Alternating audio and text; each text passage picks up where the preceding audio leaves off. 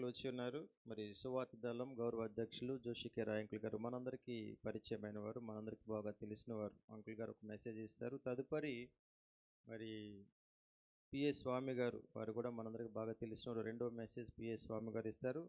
కాబట్టి ఒక పాట, ఒక 2 వచనాలు పాడుకున్న తర్వాత మన సమయం జోషి కె రాయ్ అంకుల్ గారికి మనం ఇద్దాం. మరి మన మధ్యలో బ్రదర్ యేసురత్నం ఉన్నారు, వచ్చి ఒక 2 వచనాలు దేవుని యొక్క పాట పాడి 2 వచనాలు పాడి తదుపరి మన వాక్య భాగంలోనికి వెళ్దాం.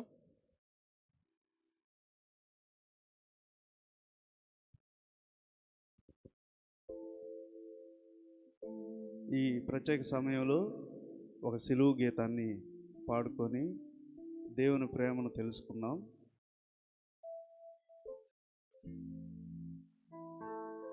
ఆ దేవుడు చిందించిన రుధిరధారలే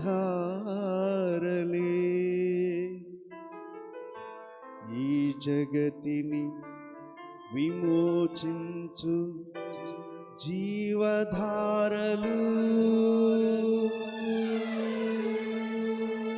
సిలువపై వ్రేలాడు శ్రీయేసుడు నరులకై విలపించే నజరేయుడు. సిలువపై వ్రేలాడే శ్రీయేసుడు నరులకై విలపించే నజరేయుడు. ఆ దేవుడు చిందించిన రుధిరధారలే ఈ జగతిని విమోచించు జీవధారలు. సిలువపై వ్రేలాడు శ్రీయేసుడు నరులకై విలపించే నజరేయుడు. సిలువపై వ్రేలాడే శ్రీయేసుడు నరులకై విలపించే నజరేయుడు.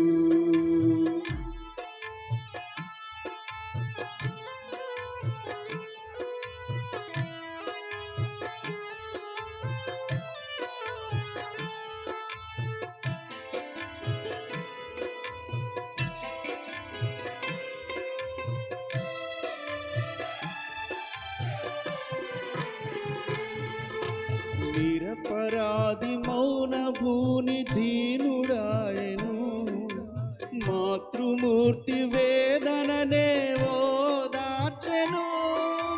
నిరపరాధి మౌన భూని దీనుడాయను మాతృమూర్తి వేదననే ఓదార్చెను. అపవాది అహంకారమణచివేసెను. అపవాది అహంకారమణచివేసెను. పగవారి కొరకై ప్రభు ప్రార్థించెను.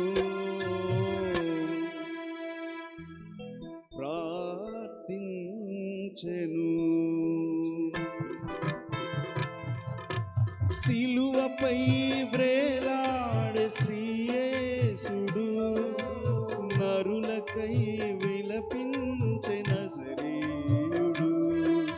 సిలువపై వ్రేలాడు శ్రీయేసుడు నరులకై విలపించే నజరేయుడు.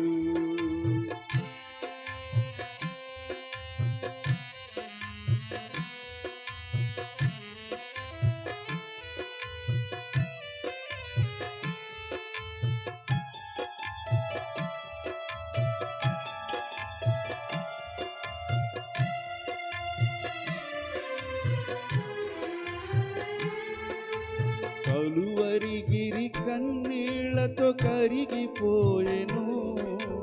పాప జగతి పునాదులే కదలిపోయెను. కలువరిగిరి కన్నీళ్లతో కరిగిపోయెను. పాప జగతి పునాదులే కదలిపోయెను.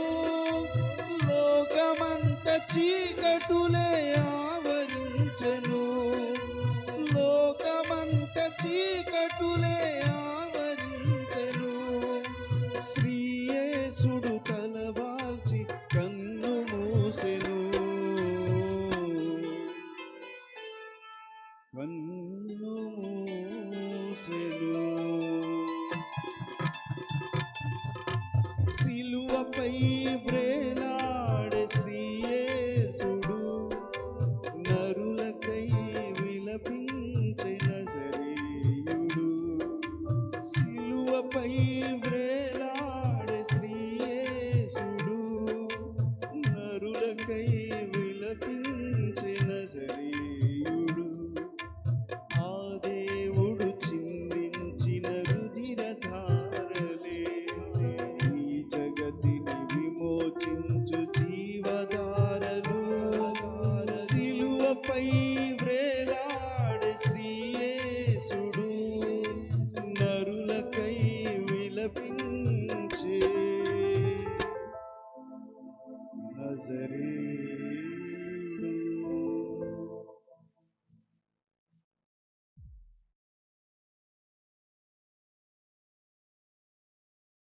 యేసుక్రీస్తుకి చక్కని పాట పాడి దేవుని నామమున పరిచినటువంటి యేసురత్నం గారికి ప్రత్యేకమైన వందనాలు.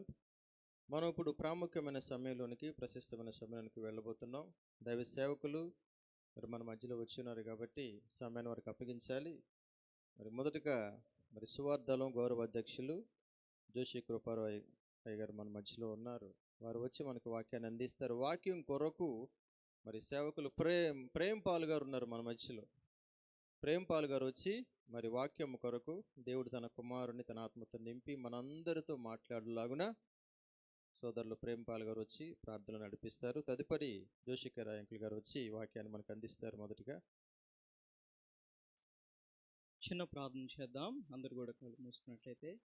పరిశుద్ధుడైన దేవా, మహిమ కలిగిన తండ్రి, నీకు వందనాలు, స్తోత్రాలు ప్రభువా. ఇప్పటి వరకు మమ్మల్ని అందరిని కూడా సజీవుల సంఖ్యలో మీరు ఉంచారు ప్రభువా. నీకు వందనాలు, స్తోత్రాలు తండ్రి.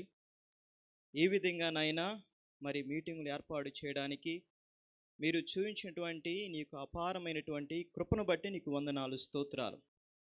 ఈరోజు ఉదయం మరి నీ యొక్క దాసులను నిలబెట్టుకొని మాకు కావలసినటువంటి మంచి ఆత్మీయ ఆహారాన్ని మీరు మాకు అందించారు. స్తోత్రాలయ్యా. ఈ రాత్రికాల సమయంలో కూడా నీ యొక్క బిడ్డలు వేచి ఉన్నాం ప్రభువా. నీ యొక్క వాక్యం కొరకు మమ్మల్ని అందరిని కూడా సంతృప్తిపరచండి ప్రభువా. నీకు వందనాలు, స్తోత్రాలు ప్రభువా. మాకు కావలసినటువంటి జీవ ఆహారముతో మమ్మల్ని అందరిని కూడా తృప్తిపరచమని అడుగుచున్నాం ప్రభువా. నీకు వందనాలు, స్తోత్రాలు. ప్రతి ఒక్కరిని కూడా రక్షించండి, నీ దీవులతో నింపండి ప్రభువా. బలముగా నీ సన్నిధిలో ఉన్నటకు సహాయం చేయండి. వందనాలు, స్తోత్రాలు. ఎటువంటి దురాత్మ పని చేయకుండా మీ ఆత్మతో నింపి మమ్మల్ని అందరిని కూడా ఆశీర్వదించమని, ఈ రాత్రికాల సమయంలో నీ యొక్క దాసుల్ని బహుబలముగా వాడుకోమని, కావలసినటువంటి నీ యొక్క ప్రాముఖ్యమైన మాటలు మాకు దయచేయమని అయ్యా, అన్ని విషయాల్లో కూడా తోడుగుండమని యేసుక్రీస్తు నామములో అడిగి వేడుకుంటున్నాం తండ్రి, ఆమేన్. ఈనాడు మనం చూస్తుంటే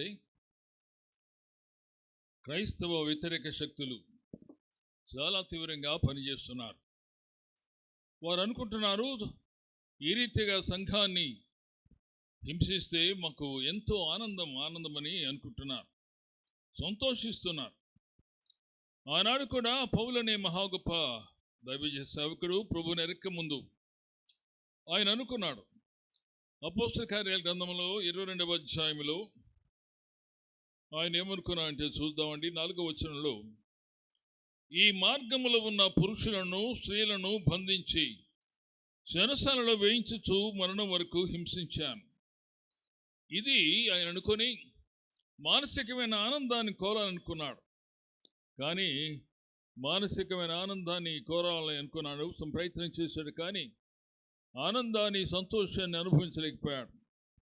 ఆఖరిగా తన జీవితంలో దేవుడు ఏ కార్యం చేశాడో ఆ కార్యాన్ని అనగా ప్రభువారు జరిగించిన తర్వాత ఆయన ఉద్దేశాల గురించి క్లుప్తంగా ధ్యానం చేద్దామండి.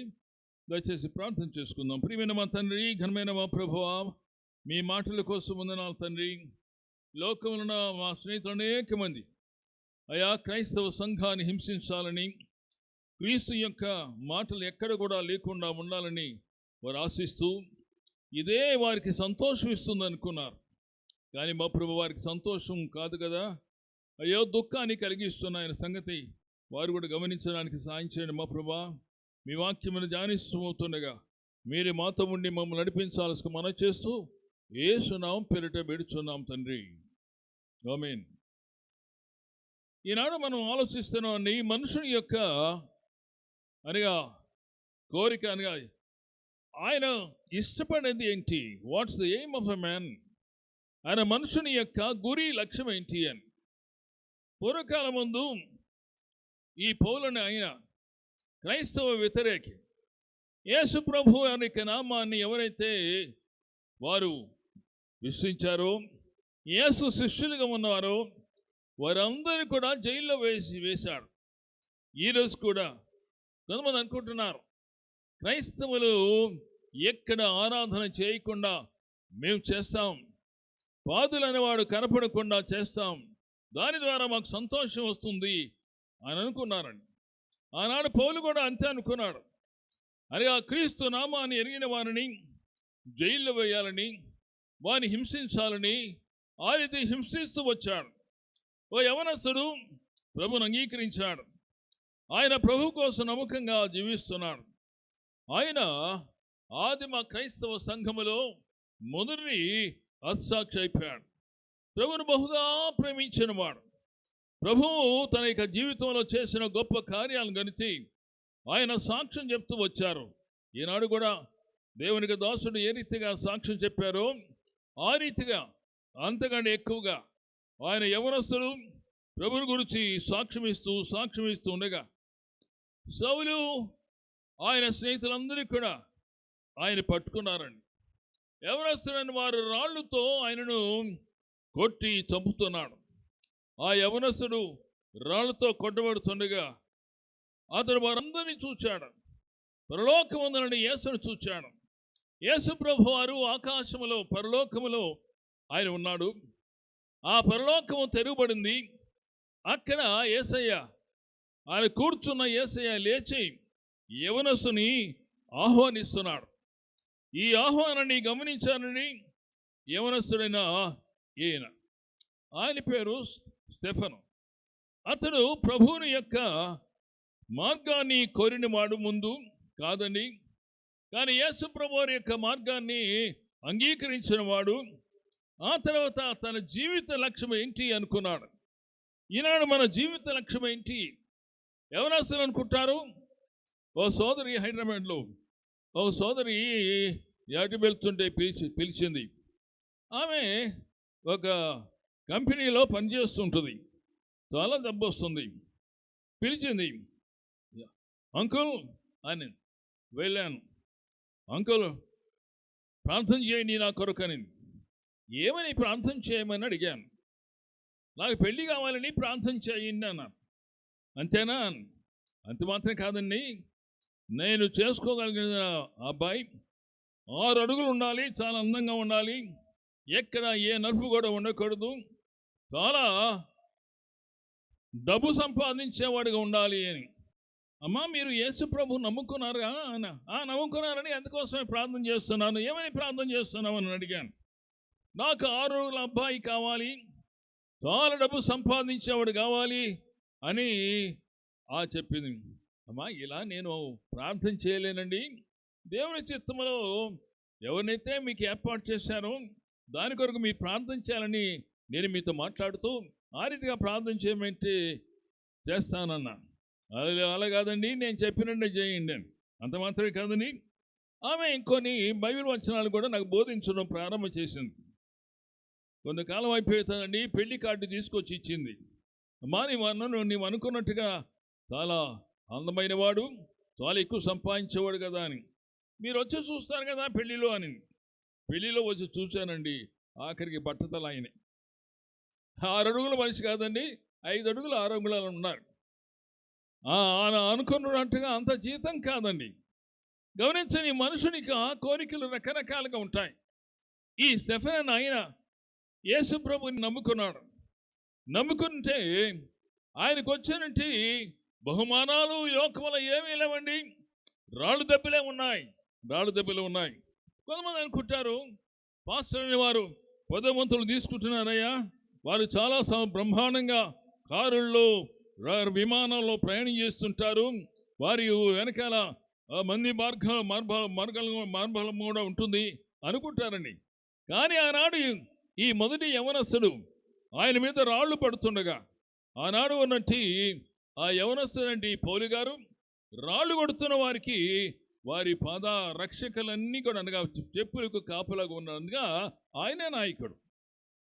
కానీ ఆయన హృదయం ఖాళీగా ఉంది. ఓ పక్క క్రైస్తవ సాక్ష్యాన్ని లేకుండా చేద్దాం అనుకున్నాడండి. కానీ ఆనాడు ఆ స్టెఫెనను ఆయన ప్రార్థన చేశాడు, దేవా ఈ పాపం నీ నేరము పాపం వారి మీద మోపవద్దు అని ప్రార్థన చేస్తుండగా పరలోకమందలి ఈ ప్రభువు ప్రార్థన వింటున్నాడు. మేమన్నా సోదరులారా, అసలు మనుషుని యొక్క గురి లక్ష్యమేంటి? What's the main aim of man? నేను చెప్పాను కదా, నా అమ్మాయి యొక్క ఎయిమ్ అనగా చక్కని అబ్బాయిని పెళ్లి చేసుకోవాలని. కానీ ఆ హృదయానికి నెమ్మది ఇచ్చేది, హృదయానికి ఆనందం ఇచ్చేది ఏంటి అని చాలామంది ఈ సంతోషాన్ని గురించి అడుగుతూ ఉంటారు.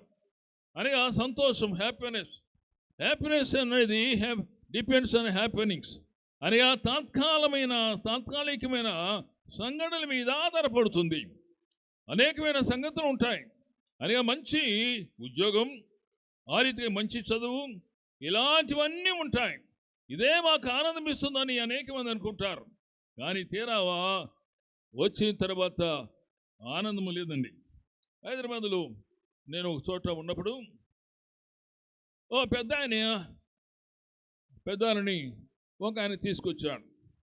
ఈ పెద్ద ఆయన ఉస్మానియా యూనివర్సిటీలో కెమిస్ట్రీ ప్రొఫెసర్, రిటైర్ అయిపోయాడు. అతడు మతానికి క్రైస్తవుడే. అని ఆ గుడికి వెళ్తాడు ఎప్పుడైనా కానీ. అనగా క్రిస్మస్ పండుగలో ఇలాంటి పండుగల్లో వెళ్తూ ఉంటాడు. రిటైర్ అయిపోయాడు. ఆయనకి 3 కుమారులు అయితే వారంతా కూడా అమెరికాలో సెటిల్ అయిపోయారు. ఇక్కడ భార్య భర్త ఇద్దరే హాయిగా ఉంటున్నారు. ఆయన తీసుకొని వచ్చారు. ఏమని మీరు బాగున్నారా అని అన్నాను. బాగలేమన్నాడు. ఏం జబ్బు అని అడిగాను.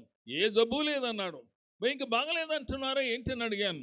ఏమండి, నేను ఉస్మానియా యూనివర్సిటీలో ప్రొఫెసర్గా పనిచేశాను. వేల డబ్బులన్నీ కూడా సంపాదించేవాడును. నా కుమారులు అమెరికా దేశంలో ఉన్నారు. వారు సైంటిస్టులుగా ఉన్నారు. నేను నా భార్య ఇక్కడే ఉన్నాం. ఏది తక్కువ లేదండి. అయితే మీ బాధ ఏంటని అడిగాను. ఏమైనా బలహీనత ఉందా అని. అవునండి, ఏదో చిన్న బలహీనతలు ఉన్నాయి కానీ అసలు ఆనందం లేదండి. నేను పని చేస్తున్నప్పుడు వీటి కొరకు నేను పడిన ప్రయాసం అంతా కూడా చాలా భయంకరంగా ఉంది. చాలా సంపాదించుకున్నాను, సంతోషం ఉంది అనుకున్నాను. కానీ అన్నీ అయిపోయిన తర్వాత నా జీవితంలో ఏడుస్తున్నానండి అన్నాడు. ఏమండి, మీరు డబ్బు ఉంది కదా ఏడుస్తున్నారు ఎందుకని అడిగాను. బ్రహ్మాండమైన భవంతులు కట్టుకున్నారు కదా ఎందుకు ఏడుస్తున్నారు? మీ కుమారులు 3 కూడా అమెరికాలో ఉన్నారు కదా, ఆయన ఎందుకు ఏడుస్తున్నారు? ఆయన అన్నాడు, నాకు ఇంకా అర్థం కాలేదండి, నేను ఏడుస్తూనే ఉన్నాను. ఎందుకు ఏడుస్తున్నానో నాకు అర్థం కాలేదు. గమనించండి, ఈనాడు అనేక మంది ఏడుస్తున్నారండి. ఎందుకంటే వారి జీవితాలు అనేకమైన వాటిని సంపాదించుకున్నారు, నిజమే. కానీ ఇంత సంపాదించుకున్నా కానీ వారికి తెలియని దుఃఖం, హృదయంలో భయంకరమైన వేదన. ఏంటి, నాకు ఎందుకు ఇలాంటి దుఃఖం వస్తుంది? ఆయన అన్నాడు, 4 ఉన్నప్పుడు బాగా నవ్వుతానండి, ఒంటరిగా ఉన్నప్పుడు బాగా ఏడుస్తానన్నాడు. ఏంటండి ఆ మాట అన్నాను.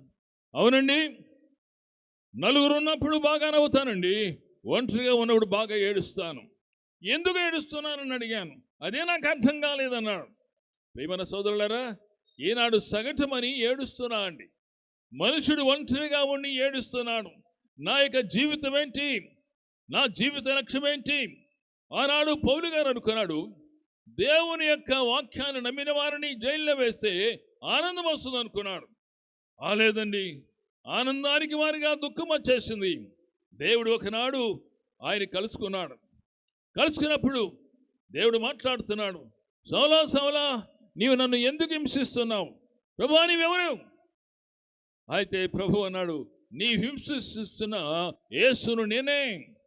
ఈనాడు సగటు మనిషి, దేవుని ఎరిగిన మనిషి, దేవుడు తనకు ఏమైతే ఏర్పాటు చేస్తాడో ఆ సిలువలో నీ ప్రేమను దూషిస్తూ ఆ ప్రేమను అర్థం చేసుకోలేక దేవునికి దూరంగా ఉన్నాడు కనుక సగటు క్రైస్తవుడు కానీ సగటు ప్రతి మనుషుడు కూడా హృదయంలో ఏడుస్తున్నాడు.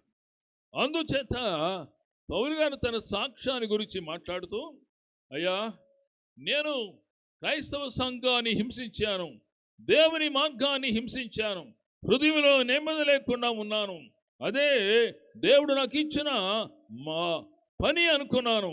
కానీ దేవుడు నాతో మాట్లాడాడు. మాట్లాడిన తర్వాత నా జీవితంలో నూతన అధ్యాయం ప్రారంభమైపోయింది అని చెప్తున్నాడు. వాటిని క్లుప్తంగా ధ్యానం చేద్దామండి. 2వ కొరింథీయులకు రాసిన పత్రిక 5వ అధ్యాయం 9వ వచనం, 9-10 వచనం.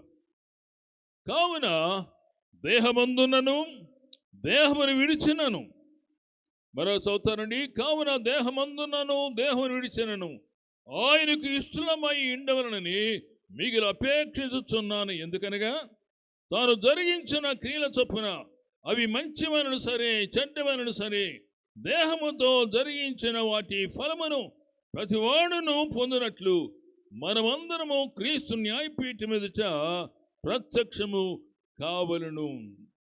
పౌలు గారు అంటున్నాడు, అయ్యా, నేను యేసు ప్రభువును ఒకనాడు ఎరగను, నేను అనుకున్నాను అదే నాకు సంతోషం ఇస్తుంది అనుకున్నాను. కానీ ప్రభువు నన్ను దర్శించాడు. ప్రభువు నన్ను దర్శించిన తర్వాత ఆయన పని కోసం దేవుడు నన్ను పంపాడు. అనేకమైన ఇబ్బందులు కలిగాయి, రాళ్ళు దెబ్బలు కలిగాయి. ఆ రీతిగానే ఆయన చేసిన మేలులు దయ్యాన్ని వెళ్ళగొట్టాడండి. దయ్యం వెళ్ళిపోయింది, కానీ ఆ దయ్యాన్ని ఆ అమ్మాయిని ద్వారా డబ్బులు సంపాదించుకున్న వారికి కష్టమైపోయింది.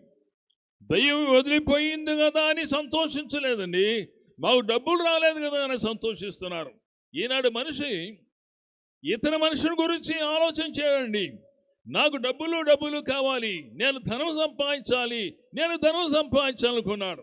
మనుషుడు ఏమైపోయినా పర్వాలేదు, మనుషుడు నరకానికి పోయినా పర్వాలేదు, మనుషుడు కుళ్ళిపోయి చనిపోయినా పర్వాలేదు, కానీ నాకేం కావాలంటే డబ్బు కావాలి. కానీ డబ్బు ఆనందాన్ని ఇవ్వలేకపోతుందండి.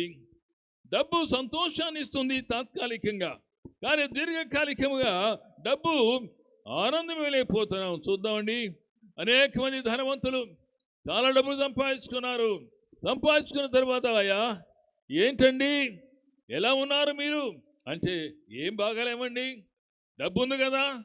అవునండి, డబ్బు ఉంది, డాక్టర్లు ఉన్నారు, కానీ డాక్టర్లు ఉన్నా కానీ రోగాలు ఉన్నాయి. అసలు ఎందుకు ఈ డబ్బు సంపాదించాను అని ఒంటరిగా ఉన్నప్పుడు ఏడుస్తున్న వారు ఉన్నారు. కానీ ప్రియమైన సోదరులారా, ఈనాడు పౌలు గారు యేసు ప్రభువుని ఆయన వ్యక్తిగతంగా తన సొంత రక్షణ అంగీకరించారండి. ఒకనాడు క్రైస్తవులను నాశనం చేయటం, ఒకనాడు క్రీస్తు మార్గాన్ని చెరిపివేయటం, యేసు ప్రభు నమ్ముకున్న వారిని అనగా చెరసాల వేయించడం. ఈరోజు కూడా అండి కొంతమంది అంటున్నారు, ఒక ఆయన అంటున్నాడంట, నా జీవిత ధ్యేయం ఏమిటంటే నేను చనిపోకముందు ఆంధ్రప్రదేశ్లో ఎక్కడ కూడా చర్చ్ ఉండకూడదు అని, ఎక్కడ కూడా ఈ పాస్టర్ అనేవాడు ఉండకూడదని. కానీ ప్రియమైన సోదరులారా, కొంతమంది అంతే అనుకున్నారు. ఆయన రష్యా దేశంలో కమ్యూనిస్ట్ అయిన వారు 70 సంవత్సరాలు పరిపాలించేశారు. వారు అనుకున్నారు, ఇక యేసు ప్రభు నమ్మేవారు లేరండి, మేము కూడి వేళతో క్రైస్తవ్యాన్ని పెరిగివేసామనుకున్నారండి. కానీ 70 సంవత్సరాలు అయిన తర్వాత సంఘాలు తెరవబడ్డాయి, అనేక మంది యేసు ప్రభు నమ్ముకున్నారు. ఆఖరి ప్రెసిడెంట్ గారు కూడా వారిద్దరూ యేసు ప్రభు నమ్ముకున్నారండి. వారిద్దరు యేసు ప్రభు నమ్ముకొని వారు ప్రభు కోసం సేవ చేయటం ప్రారంభం చేశారు. కానీ అంతకుముందు కమ్యూనిస్టు సిద్ధాంతాన్ని కలిగిన వారు అనుకున్నారు, దేవుడు ఎక్కడ ఉన్నాడండి, దేవుడు లేడు, మనిషే దేవుడు అని మనుషు గురించే మాట్లాడారు. కానీ మనిషి హృదయంలో దేవునికి ఉండవలసిన స్థానాన్ని గురించి వారు మాట్లాడలేదు. కానీ వారు కూడా దేవుని ఎరగకుండానే ఈ లోకాన్ని విడిచిపెట్టి వెళ్ళిపోయారు. ఎందుకంటే దేవుడు మనుషుని ఓ మహాగొప్ప ఉద్దేశంతో చేశాడు. మనుషుని హృదయంలో దేవుని కొరకైన ఆకలి ఉంది.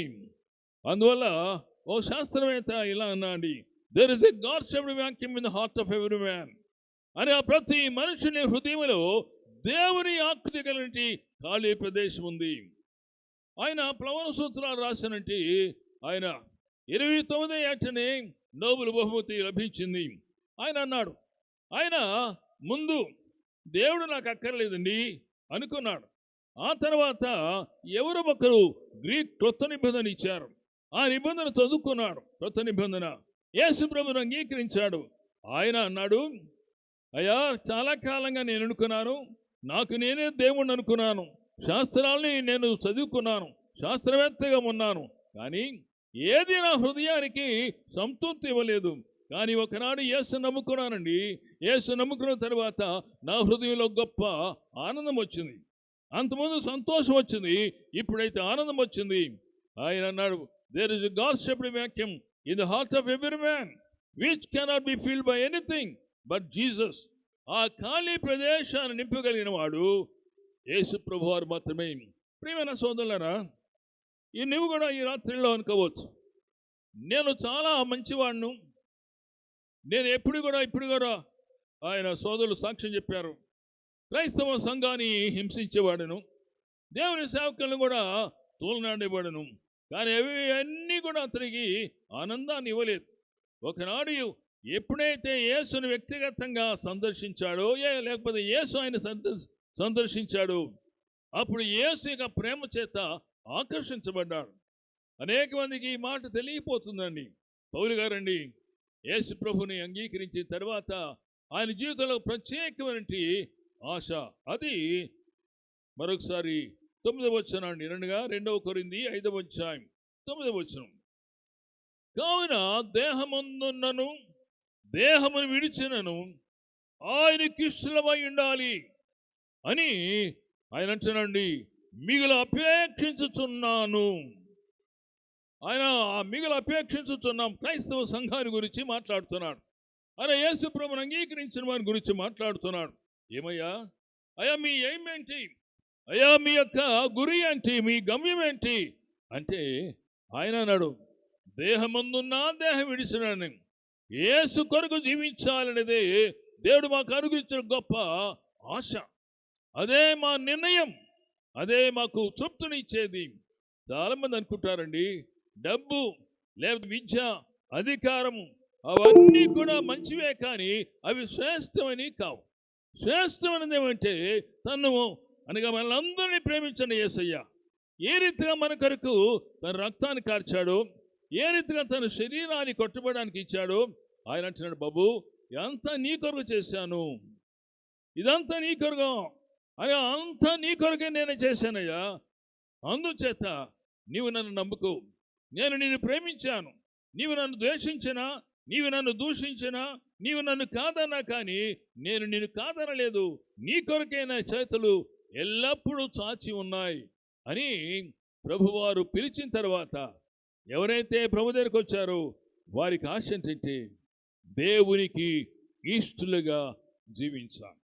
ఈ రోజులో ఆలోచించేద్దాం, మన యొక్క ఎయిమ్ అనగా మన యొక్క ముఖ్యమైన కోరిక ఏంటి అని. చాలా మంచి పనుల గురించి కోరికలు ఉండొచ్చు, కానీ ఈరోజు పౌలు గారు అంటున్నాడు ఒకే ఒకటి ఏంటంటే దేవునికి ఇష్టలుగా ఉండాలి, దేవునికి ఇష్టలుగా ఉండాలి. అందుచేత అది మా అపేక్ష. మా యొక్క శరీరం నుండి భయంకరమైన తీవ్రమైన కోరిక ఏమంటే దేవునికి ఇష్టలుగా ఉండాలి. ఈ రాత్రి ఆలోచించేద్దామండి, నీకు అది ఆ కోరిక ఉందా? దేవునికి ఇష్టలుగా జీవించాలి, అయ్యా దేవునికి ఇష్టలుగా జీవించాలని, నేను నా కొరకు ఇష్టలుగా జీవిస్తానని మీరు అనుకుంటారేమో, నేను అనుకోవచ్చేమో. కాదండి, అది పొరపాటు. ఎందుకంటే ఈరోజు తినడానికి తిండి ఇస్తుంది ఎవరు? పీల్చుకోవడానికి గాలి ఇస్తుంది ఎవరు? ఈ వనరులన్నీ కూడా దేవుడు మనకు అనుగ్రహించాడు. అవి మనం సంపాదించుకునేవి కావండి. దేవుడే మనల్ని ప్రేమించిన వాడిగా ఈ లోకంలో మనం ఏ రీతిగా జీవించాలని అన్ని వనరులన్నీ ఇచ్చారండి. అంత మాత్రమే కాదండి, దేవుని ఎరగాలని ఆ దేవుడు ఈ లోకానికి వచ్చాడు, మన కోసం తన రక్తాన్ని శిలువలో కార్చాడు. ఆయన అన్నాడు, ఇదంతా చేశానయ్యా నీ కొరకే. ఎవరైతే యేసును వద్దకు వచ్చారో, వారి హృదయంలో గొప్ప ఆనందం, వారి హృదయంలో గొప్ప సంతోషం అండి. నేను చెప్పాను, ప్రొఫెసర్ గారు ఆయన అంటున్నాడు, ఏమండి మిస్టర్ జోషి, ఆమె డాక్టర్, నేను 3 PhDలు సంపాదించుకున్నాను, కానీ హృదయంలో నెమ్మది లేదండి, ఆనందం లేదు. నేను ఆయనకు చెప్తున్నాను, అయ్యగారు, నీ హృదయంలో ఉండవలసినవి ఇవి కాదండి. నీ హృదయాన్ని చేసిన వాడు దేవుడు. దేవుడు ఏమో ఆల్రెడీ ఆ హృదయం ఆయనది కనుక ఆయన నీ హృదయం ఉండాలని ఆశ ఉంది. ఎప్పుడైనా నువ్వు ఆలోచన చేసావా? నీవు క్రైస్తవుడివే, కాదంటం లేదు, మతాన్ని బట్టి క్రైస్తవుడివే, నీకు ఇష్టమైతే గుడికి వెళ్తావు, కష్టమైతే గుడికి వెళ్ళవు. ఎవరైనా దేవుని సేవకులు వచ్చి ప్రార్థన చేస్తే వారు డబ్బులు ఇస్తావు, చాలా తృప్తి పడతావు. కానీ వాళ్ళు వెళ్ళిపోయిన తర్వాత వాళ్ళు ఉన్నంత వరకు ఏదో సంతోషంగా ఉన్నట్టుగా నటిస్తావు, వారు వెళ్ళిపోయిన తర్వాత మళ్ళా దుఃఖిస్తావు కదా. అవును జోషి గారు, చాలాసార్లు నేను ఒంటరిగా ఉండి నేను ఏడుస్తూ ఉంటాను, నా జీవితం ఏంటి అని.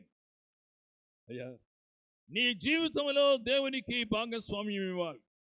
భాగస్వామ్యం మాత్రమే కాదండి, ఆయన యొక్క సంపూర్ణమైన హృదయాన్ని కోరుతున్నాడు. నిన్ను చేసిన వాడు ఆయనే, నిన్ను నిర్మించిన వాడు ఆయనే, నీకు మరలన్నీ కూడా ఇచ్చిన వాడు ఆయనే.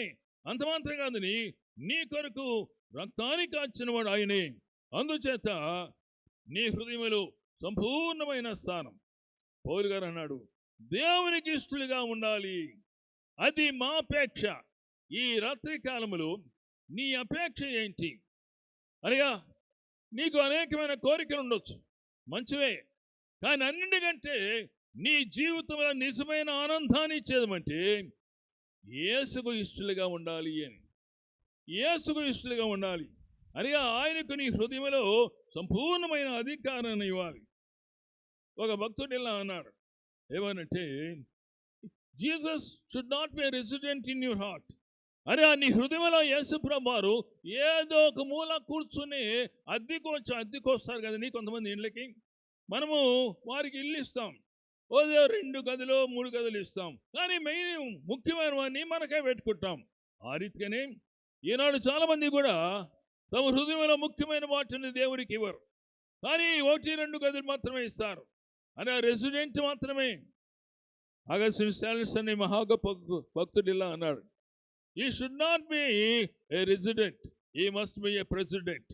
అనగా ప్రెసిడెంట్ గారు మన దేశానికి ఏ రీతిగా ప్రెసిడెంట్ గారు ఉన్నారో, అమెరికా దేశం ట్రంప్ గారు ఏ రీతిగా ప్రెసిడెంట్గా ఉన్నారో, వారి పరిపాలన ఏ రీతిగా చేస్తున్నారో, ఆ రీతిగానే మన రక్షకుడు మన ప్రభు అయిన యేసుక్రీస్తు మన హృదయంలో ఆయన ప్రెసిడెంట్గా అధ్యక్షుడిగా ఉండాలి. అది ఎప్పుడైతే అధ్యక్షుడిగా ఉండాలో నీ హృదయంలో గొప్ప సంతోషం. అది పౌలు గారు ఇక్కడ చెప్తున్నా అండి. దేవుడు మాకు ఒక ఎయిమ్ దయచేశాడు. ఏమంటే ఆయనకి ఇష్టలుగా జీవించాలని, ఇష్టలుగా జీవించాలని. ఇంకా పౌలు గారు ఇక్కడ మరొక మాట అంటున్నాండి, అది 10వ వచనం. దయచేసి ఎవరైనా చదువుతారా అమ్మా? దగ్గర ఉన్నవారు ఎవరైనా? అమ్మా, థ్యాంక్ యూ సిస్టర్. ఇక్కడ వినపట్లేదు కానీ అందువల్ల ఉన్న వాళ్ళు అడుగుతాను. అయ్యా, 2వ కొరింథీ 5వ అధ్యాయం 10వ వచనం. ఎందుకనగా తాను జరిగించిన క్రియల చొప్పున అవి మంచివైనను సరే చెడ్డవైనను సరే వాటి ఫలమును ప్రతివాడును పొందినట్లు మనమందరం, పౌలు గారు అంటున్నారు, అయ్యా మీరు మనమందరము కూడా క్రీస్తు న్యాయపీఠం మీదట ప్రత్యక్షము కావాలి. దేర్ ఇస్ ఎ డే, ఓ రోజు రాబోతుంది. యేసు ప్రభువును అంగీకరించిన వారి గురించి మాట్లాడుతున్నాడు పౌలు గారు. నేను యేసును అంగీకరించాను, నా జీవితాన్ని యేసుకి ఇచ్చాను, ఆయన క్రీస్తుగా ఉండాలని అపేక్షిస్తున్నాను. ఎందుకయ్యా అంటే ఓ రోజు ఉందండి, ఆ రోజు ప్రభువారు నా జీవితాన్ని లెక్క అడుగుతున్నాడు. చాలాసార్లు విశ్వాసం అని అనుకుంటాం కొంతమంది, అయ్యా ఎవరికి నేను లెక్క చెప్పాల్సిన అక్కర్లేదండి. భార్య అంటుంది, భర్త గారికి లెక్క చెప్పాల్సిన అవసరం లేదండి అని. ఈ రోజుల్లో భార్య భర్తలు ఇద్దరు కూడా సమానంగా వారు డబ్బులు సంపాదిస్తున్నారు. భార్య అంటుంది, నేను ఎందుకు ఇవ్వాలి, నేను ఇవ్వడానికి లేదు, ఇది నా కష్టం కాదమ్మా, మన ఇద్దరం కలిసి మళ్ళీ లెక్కలు వేసుకుందాం. లేదు లేదు లేదు, కానీ నేను కొన్ని లెక్కలు నీకు చెప్పను, అది మా అమ్మగారులు పంచుతాను, నీవు నన్ను ఏమాత్రం అడగడానికి వీలు లేదు అని ఏమంటారు. అని ఎవరికి గారు కూడా నాది ఇష్టం, నా ఇష్టం, నా ఇష్టం అంటున్నారు.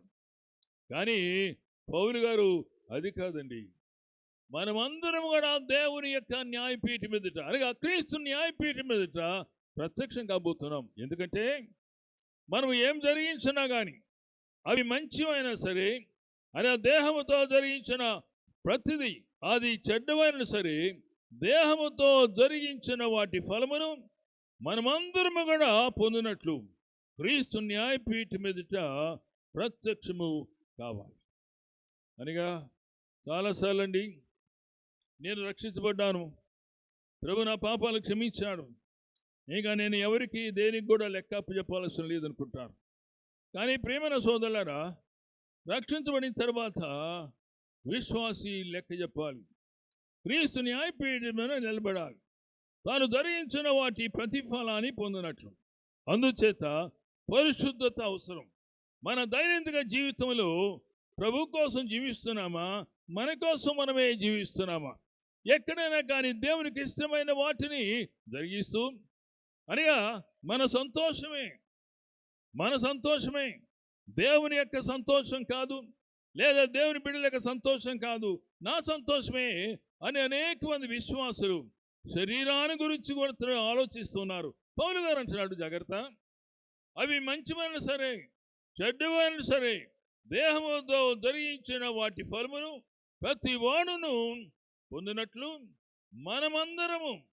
పౌలు గారు మహా గొప్ప దైవ సేవకుడు, అనేకమైన సంఘాలు స్థాపించిన ఆయన అన్నాడు, మీరు నేను కూడా క్రీస్తు న్యాయపీఠం ఎదుట నిలబడబోతున్నాం. అనగా నీవు నేను కూడా లెక్క చెప్పాలండి. అయ్యా, నేను రక్షించబడ్డాను, నా హృదయంలో ప్రభువు నా పాపాన్ని కడిగాడు, ఎవరికి ఏది చెప్పాల్సిన పర్వాలేదు అనుకోవచ్చు. కానీ ప్రభు అంటున్నాడు పౌలు గారి ద్వారా, మనమందరము కూడా, మహా గొప్ప దైవ సేవకుడు అంటున్నాడు, నేను మీరు కూడా, మనమందరం కూడా క్రీస్తు న్యాయపీఠం ఎదుట మనము నిలబడాలి, లెక్క చెప్పాలి. రోమీయులకు రాసిన పత్రికలో 15వ అధ్యాయంలో 20వ వచనంలో పౌలు గారి యొక్క అంబిషన్, పౌలు గారి యొక్క మహా గొప్ప కోరిక ఏందో ఆయన చెప్తున్నా అండి. చదువుతారండి 15వ అధ్యాయం. అమ్మా క్షమించండి, ఇటు పక్కన ఎవరు లేరా? రైట్. ఆయన గూర్చిన సమాచారము ఎవరికైతే తెలియచేయబడలేదో, వినని వారు వింటున్నయు, వ్రాయబడిన ప్రకారం క్రీస్తు నామము ఎక్కడైతే ఎరుగలేదో ప్రకటింపవలెనని మిక్కిలి ఆస్తి గలవాడై అదండి ఆయన ఆశ ఏంటి? యేసు యొక్క సువార్త అందించాలి. నేను రక్షించబడ్డాను, నేను సంఘంలో పెరుగుతున్నాను, అక్కడే ఆగిపోకూడదు. దేవుడు తన హృదయంలో మహాగా ఆశ పెట్టాడు. ఏమంటే ఎక్కడైతే యేసుని ఎరగలేదు వారు ప్రభువుని ఎరగాలని. ఒకనాడు ఒక హాస్టల్కి వెళ్ళామండి, డాక్టర్స్ హాస్టల్, డెంటల్ డాక్టర్. బయటికి వెళ్ళి నేను నా స్నేహితులు కలిసి ప్రార్థన చేస్తున్నాం. బయటికి లోపలికి వెళ్ళి కొంచెం ప్రభువు గురించి చెప్పుదామని. కానీ అక్కడున్న హాస్టల్ వార్డెన్, ఆయన ప్రొఫెసర్ గారు, ఆయన మమ్మల్ని పిలవలేదు, లోపలికి రానివ్వలేదు. కానీ ఓ చిన్న కరపత్రం, అదేమంటే సాక్ష్యం, నా సాక్ష్యమే ప్రింట్ చేసి ఇంగ్లీష్లో ఇవ్వడానికి వెళ్ళాం. ఆయన ఆ ప్రొఫెసర్ గారు మమ్మల్ని ఎంతో తోలనాడాడు. మేము కోప్పడలేదు, చెప్పాం, అయ్యా యేసయ్య మా జీవితాన్ని మార్చారండి, మాకు నెమ్మది వచ్చింది, తృప్తి వచ్చింది, ఆనందం వచ్చింది అని అంటే విన్నాడు. ఏదో పేపర్లు ఇచ్చేది కదా, వీళ్ళకి ఇచ్చేయమన్నాడు. ఇచ్చేసాం, 4-5 ఉంటే వాళ్ళకి ఇచ్చాం. అయిన తర్వాత వాళ్ళు ఒక ఆయన మీ అడ్రస్ ఇవ్వండి అని నన్ను అడిగాడు. నా అడ్రస్ ఇచ్చాను. ఓ 10 రోజులు అయిన తర్వాత ఆయన ఉత్తరం రాశాడు. ఏమండి, మీరు ఆ రోజు మాట్లాడుతుండగా మీ యొక్క మాటలో ఒక ప్రత్యేకత ఉంది. మీరు కూడా యవనస్తులే, మేము కూడా యవనస్తులమే. దీనికి రహస్యం ఏంటని మళ్ళీ అడిగాడు. అదేనండి, నా జీవితం ఎలా మారిందో మీకు ఇచ్చాం కదా అన్నాను. అవునండి, జీవితం ఎలా మారుతుందండి? మేము కమ్యూనిస్టు విద్యార్థులం, కమ్యూనిజమే మా ప్రాణం అనుకున్నాం. కానీ మా హృదయానికి నెమ్మది కానీ సంతోషాన్ని ఇవ్వలేదు. ఏంటయ్యా కారణం అంటే చెప్పడం జరిగింది. కొన్ని రోజులైన తర్వాత వచ్చాడు. వచ్చి, ఆనందం నాకు కావాలండి. యేసు మా కొరకు చనిపోయాడా? ఆయన మా కొరకు రక్తం కాచాడా? ఆయన మమ్మల్ని అంతగా ప్రేమించాడా? ఎంతగా ప్రేమించాడంటే రక్తం కానంతగా ప్రేమించాడండి అన్నాం. అయితే మా రాజకీయ నాయకులు ఎవరికి కూడా అంతగా మమ్మల్ని ప్రేమించలేదండి. ఇది చారిత్రక వాస్తవికమా అని అడిగారు. అవునండి, చారిత్రక వాస్తవికమా కాదు, ఇది మహా గొప్ప నిత్య సువార్త అండి అని చెప్పగా ఆ యొక్క యవనస్తుడు తన హృదయాన్ని ప్రభుకి ఇచ్చాడు. ఇది యేసు ప్రభు నమ్మిన వారికి ఆశ ఉండాలి. How can I share my testimony with other people?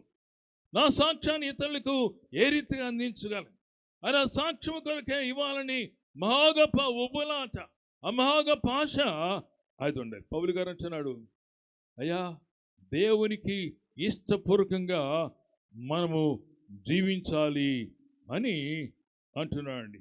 ఇంకొంచెం అదే 2 కొరింథీ పత్రిక 5వ అధ్యాయం 13వ వచనాన్ని చూద్దామండి. ఏలయనగా మేము వెర్రివారమైతిమా దేవుని నిమిత్తమే స్వస్థ బుద్ధి గలవారమైతిమా మీ నిమిత్తమే. అవునండి, ఒక ఆయన ఇక్కడే ఇంజనీర్ కాలేజీలో చదువుకున్నాడు. ఇంటికి వెళ్ళిపోయాడు. ప్రభు కొరకైన ఆశ ఉంది. అక్కడే కదా పని చేస్తున్నాడు దేవుని కొరకు. యవనస్తులతో మాట్లాడుతున్నాడు. ఇంట్లో ఆ తండ్రి గారు రిటైర్డ్ గెజిటెడ్ ఆఫీసర్. ఆయన ఏందిరా నీకు పిచ్చి పట్టినట్టు ఉందన్నాడు. అప్పుడు ఈ అబ్బాయి అన్నాడు, అవును, ఇది మాకు పిచ్చి పట్టింది. ఎందుకంటే ఈ మాట అనుచున్నానండి, అవి మేము వెర్రివారమైతిమా దేవుని నిమిత్తమే స్వస్థ బుద్ధి గలవారమైతిమా మీ నిమిత్తమే. మీ పట్ల మాకు స్వస్థ బుద్ధి ఉంది. మిమ్మల్ని మేము ద్వేషించమండి, మేము ప్రేమిస్తాం.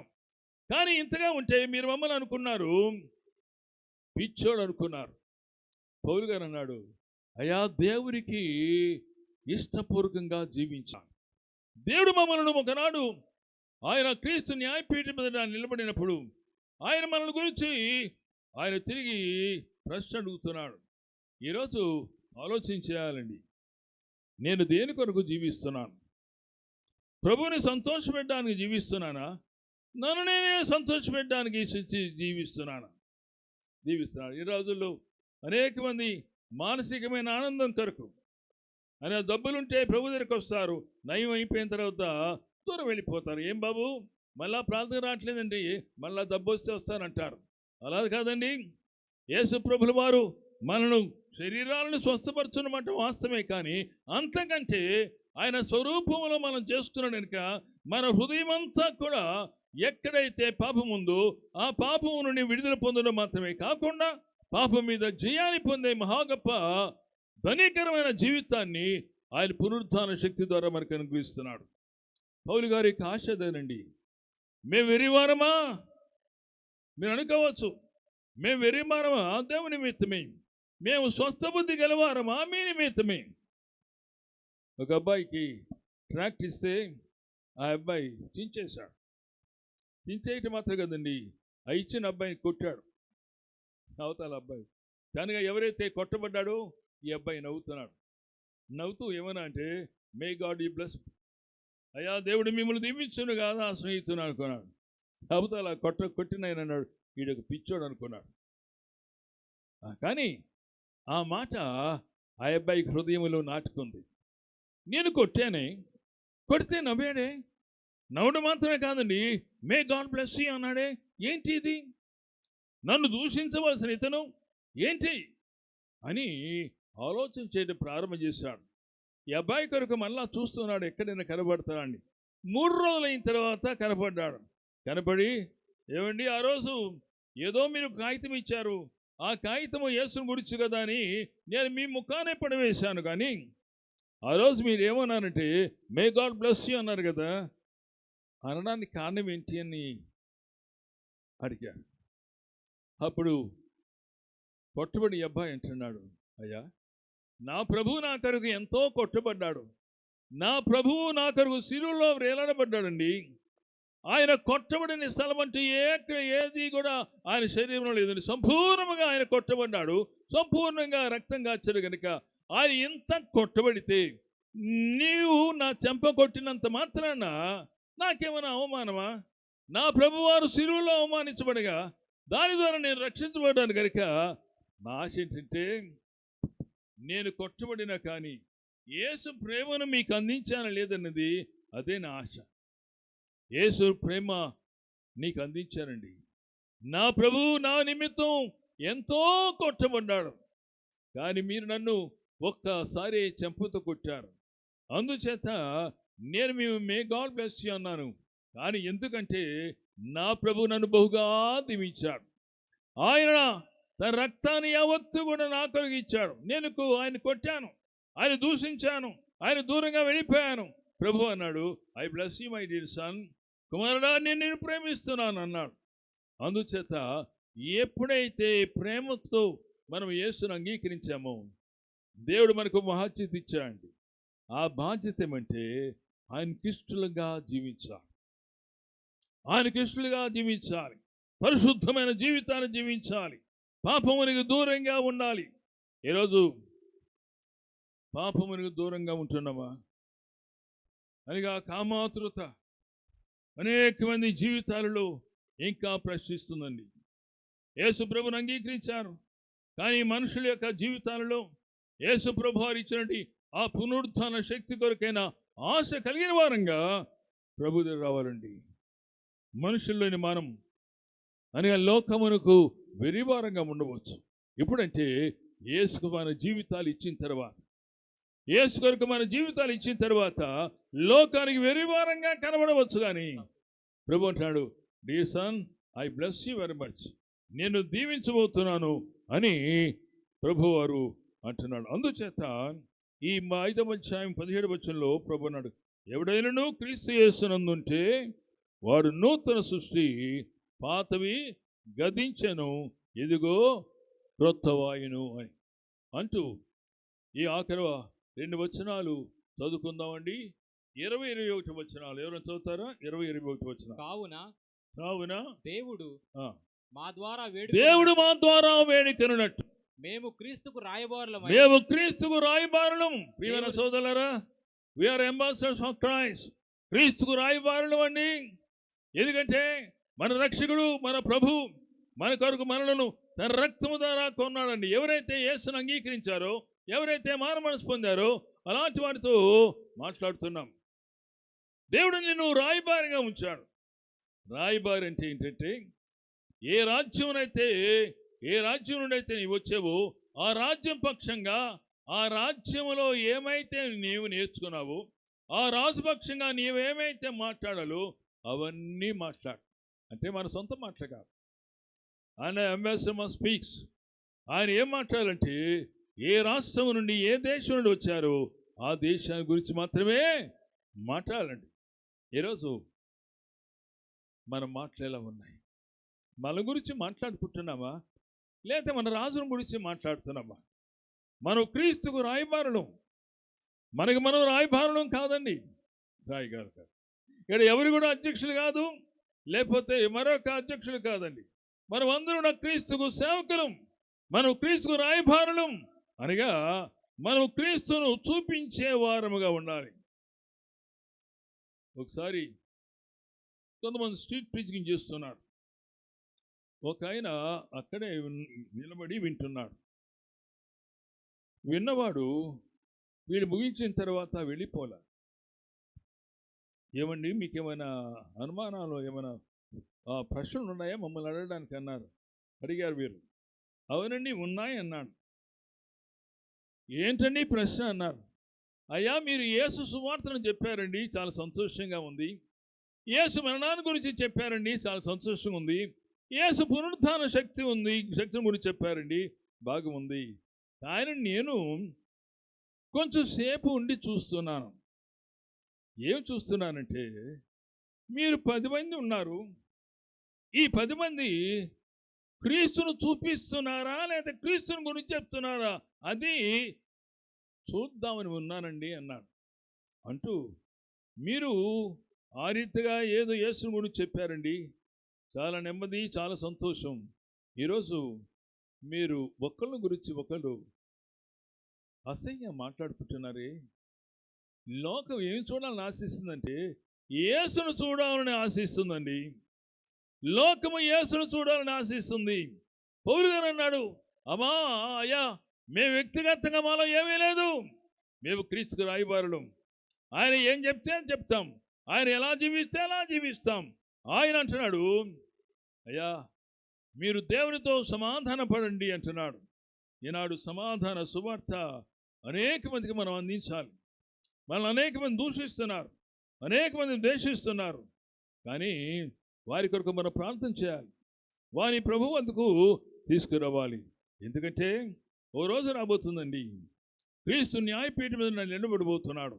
మన యొక్క అది మంచివైనా సరే చెడ్డమైనా సరే యేసు ప్రభు నమ్మిన వారిని ఆయన తిరిగి తీర్పులోనికి తీసుకురాబోతున్నాడు.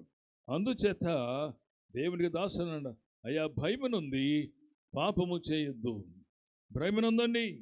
మన యేసయ్య పునరుద్ధాన జయించిన యేసయ్య, ఆయన ఒకనాడు తిరిగి రాబోతున్న యేసయ్య. ఆ యేసయ్య చనిపోయి తిరిగి లేచిన వాడు అన్న సంగతిని మర్చిపోవద్దు. అంత మాత్రమే కాదు, పాపం మీద విజయాన్ని ఇవ్వడానికి ఆయన పునరుద్ధానుడైపోయాడు. ఆ పునరుద్ధాన శక్తి నీకు నాకు ఇవ్వడానికని ఆయన సంఘాన్ని ఏర్పాటు చేశారు. ఈనాడు సంఘములో ఉన్న మనం ఆయన పునరుద్ధాన శక్తిని కలిగి ఉన్నామా? ఆయన పునరుద్ధాన శక్తిని కలిగి ఉండి ఆయన కొరకు జీవిత సాక్ష్యాన్ని కలిగి ఉంటున్నామా? జీవిత సాక్ష్యాన్ని కలిగి ఉంటున్నామా? ఈనాడు మన వ్యక్తిగతమైన జీవితాల్లో యేసుకు అనగా అధ్యక్షత ఇవాళ. ప్రభువా నీవే మా అధ్యక్షుడు నాయనా, కేవలం మేము మీ దాసులు నాయనా, అయ్యా మీరే మా రాజు, మేము మీరు రాయబారులు అని ప్రభువారికి, రక్షించబడిన ప్రతి వారికి కూడా తమ జీవితాన్ని సంపూర్తిగా మనమందరం కూడా ప్రభువారికి ఇవ్వాల్సిందిగా మనం చేస్తున్నాం. చిన్న ప్రార్థన చేసుకుందామండి. చిన్న ప్రార్థన. ప్రియమైన మా తండ్రి, ఘనమైన మా ప్రభువా, అనేక మంది నాయనా మీ రక్తం ద్వారా కడుగుబడి నిత్యమైన విశ్రాంతికి నాయనా పిలువబడ్డారు. మా అందరి బట్టి నీకు వందనాలనైనా. మా సాక్ష్యాలను బట్టి ప్రార్థిస్తున్నాం. అవి మంచివైనా సరే చెడ్డవైనా సరే మా జీవితాలను ఒకరోజు మీరు పరీక్ష చేయబోతున్నారు. నీ న్యాయపీఠం మీద పరీక్ష చేయబోతున్నారు కనుక అయ్యా పునరుత్థాన శక్తి కలిగిన వారంగా, యేసును చూపించే వారంగా మా జీవితాలలో అయ్యా మీ కార్యం, పునరుత్థాన శక్తి కార్యం జరిగించాల్సిన మనం చేస్తున్నాం. తండ్రి మా ప్రభా, మా మధ్యలో తీసుకొచ్చిన మీ దాసులు బట్టి మీకు వందనాలు చెల్లిస్తున్నాం. అయ్యా గడిచిన దినాల్లో మీరు ఎంతో వాడుకున్నారు మా జీవితాలలో, వారిని బట్టి మరొకసారి మీకు స్తుతి వందనాలు చెల్లిస్తున్నాం నాయనా. ఆ రీతిగా మా ప్రభా లోకయ్య గారు ఇంత గొప్ప మంచి ఏర్పాటు చేశారు, వారిని బట్టి మీకు వందనాలు. అనేక మంది యేసును చూచి, యేసును అంగీకరించి, యేసు కొరకు జీవించే విధంగా ఈ రాత్రి సభను కూడా మీరు దీవించాల్సిన మనం చేస్తూ యేసు నామమున ప్రార్థిస్తున్నాం తండ్రి. ఆమేన్.